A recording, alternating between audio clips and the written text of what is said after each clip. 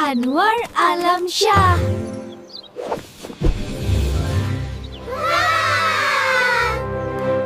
ये कहानी है विश्वास, घमंड और आखिर में इंसाफ की जीत की। इसी सवाल का जवाब छिपा है एक ईमानदार लोहार और एक घमंडी शहजादे की कहानी में। तो एक ही शहर में दो लोग थे जिनकी दुनिया बिल्कुल अलग थी। एक के पास ईमान की दौलत थी तो दूसरे के पास सिर्फ पैसे का घमंड। काजी का बेटा हसनैन अपने दोस्तों के साथ अब्दुल रहमान के काम का मजाक उड़ाने पहुंचा। हसनैन मजाक उड़ा ही रहा था कि अचानक भट्टी से एक चिंगारी उसके महंगे कपड़ों पर जा गिरी। हसनैन ने बिना सोचे समझे इल्जाम लगा दिया, ये तुमने जानबूझकर किया है, और कोई बात नहीं सुनी। अदालत में काजी मलिक इब्राहिम ने भी बेटे के प्यार में अंधे होकर सिर्फ उसी का झूठ सुना। और फैसला, या तो कपड़ों के नुकसान के 50 दिनार भरो या फिर जेल जाओ। अब्दुल रहमान गिड़गिड़ाया, पर काजी ने इतनी बड़ी रकम के लिए सिर्फ 3 दिन की मोहलत दी। अब सबने मिलकर मदद की।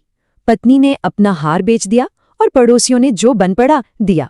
लेकिन 2 दिन की पूरी कोशिश के बाद भी बेचारा सिर्फ 20 दिनार ही जमा कर पाया। काजी ने एक न सुनी और अब्दुल रहमान को 3 महीने के लिए जेल भेज दिया। उसे जेल ले जाया जा रहा था और लग रहा था कि अब सारी उम्मीदें खत्म हो चुकी हैं।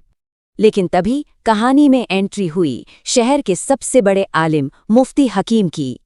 मुफ्ती के सामने हसनैन के दोस्तों की हिम्मत जवाब दे गई और उन्होंने सारा सच उगल दिया। इतना ही नहीं, काजी के नौकर अहमद ने भी हिम्मत दिखाकर बताया कि हसनैन झूठ बोल रहा है। अब काजी को अपनी गलती का एहसास हुआ। उसे समझ आ गया कि उसने कितना बड़ा अन्याय किया है।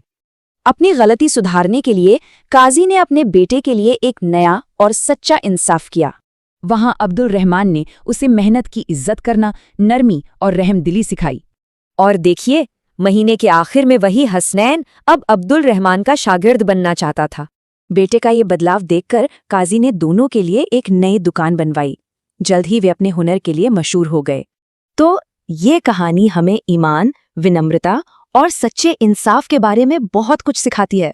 कहानी याद दिलाती है कि इंसाफ सिर्फ अदालत का फैसला नहीं, बल्कि जीने का एक सलीका है।